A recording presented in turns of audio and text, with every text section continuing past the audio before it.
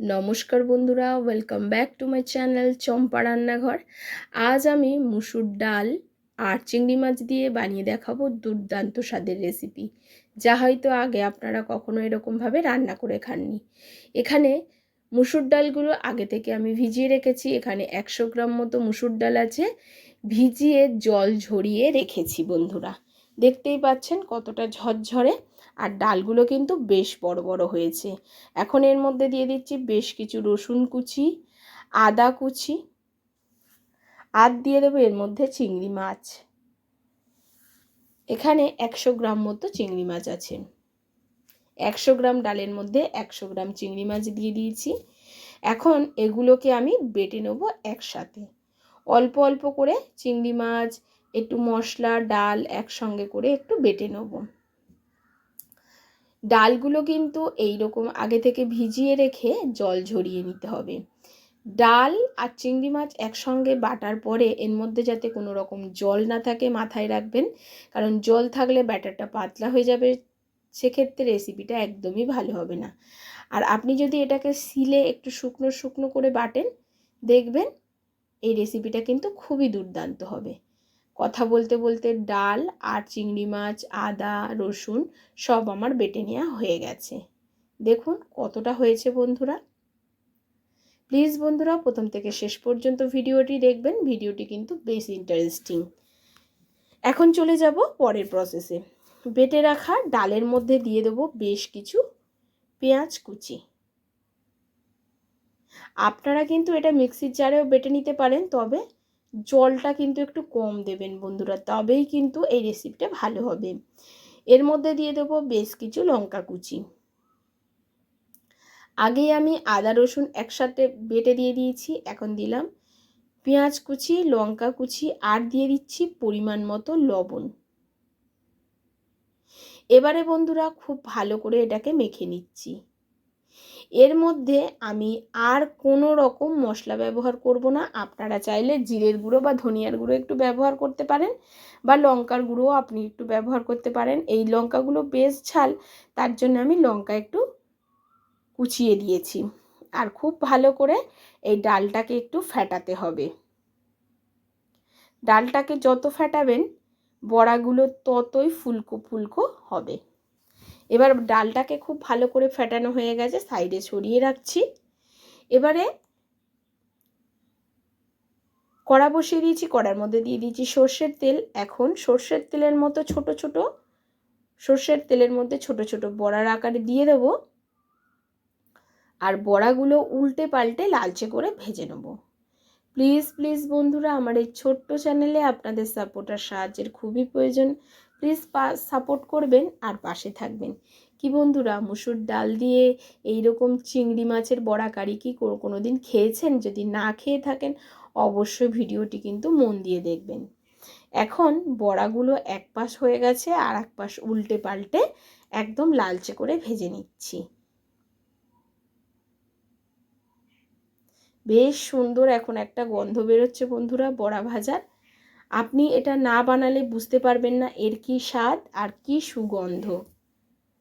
এখন দেখুন বড়াগুলো এইভাবে সমস্ত বড়াগুলোকে কিন্তু আমি ভেজে নিয়ে ফিরে আসব। আর আমার এখন সমস্ত বড়াগুলোই এইভাবে ভেজে তেল ঝরিয়ে অন্য পাত্রে তুলে রেখেছি। সমস্ত বড়াগুলো ভাজা হয়ে গেছে, আর বেশ অনেকগুলোই বড়া হয়েছে বন্ধুরা। এবার চলে যাব পরের প্রসেসে। ওই তেলের মধ্যে আলুগুলো আমি ভেজে নেব। আলুগুলোকে ঠিক দমের আলুর মতো আমি কেটে নিয়েছি। খুব বেশি বড়ও না, আবার খুব বেশি ছোটও না, একটু মাঝারি সাইজের বেশ আলু কেটে নিয়েছি। আলুগুলো এখন তেলের মধ্যে দিয়ে দিয়েছি। একটু লবণ আর হলুদ দিয়ে আলুটাকে হালকা লালচে রং ধরিয়ে ভেজে নিতে হবে।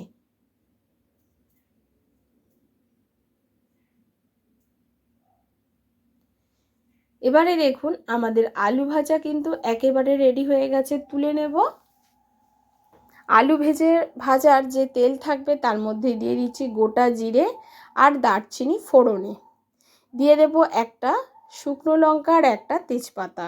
শুকনো লঙ্কাটাকে হাত দিয়ে একটু দুভাগ করে দিয়ে দিলাম।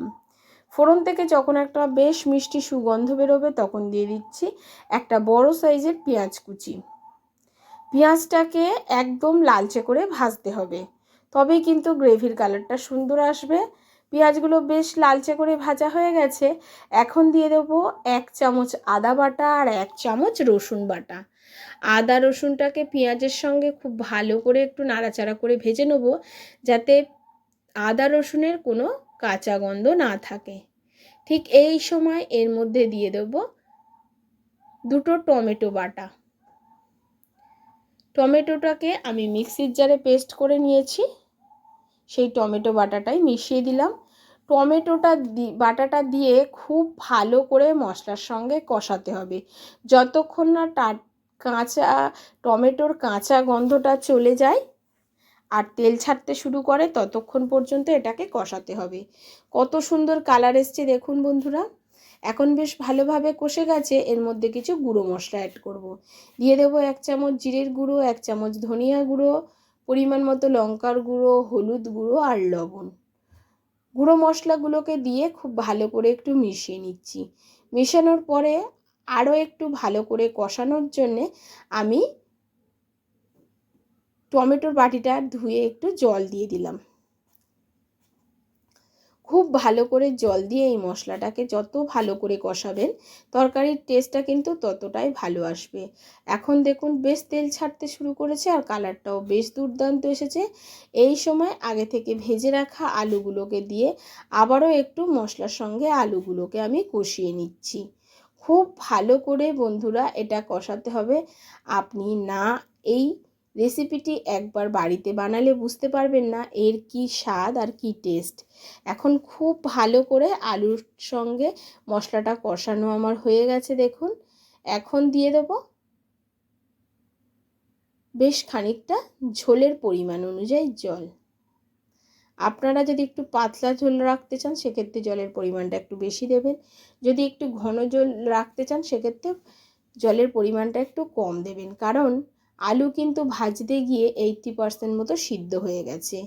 এবার এটাকে ঢাকা চাপা দিয়ে প্রায় 7 মিনিট মতো আমি লো ফ্লেমে ফুটতে দেবো। লো ফ্লেম করে ফুটতে দেবো।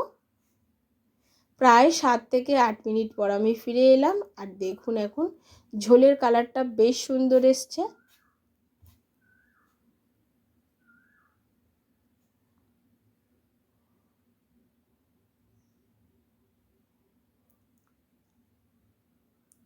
এবার ঢাকাটাকে আমি খুলে নিয়েছি। দেখুন আলুও কিন্তু বেশ সেদ্ধ হয়ে গেছে।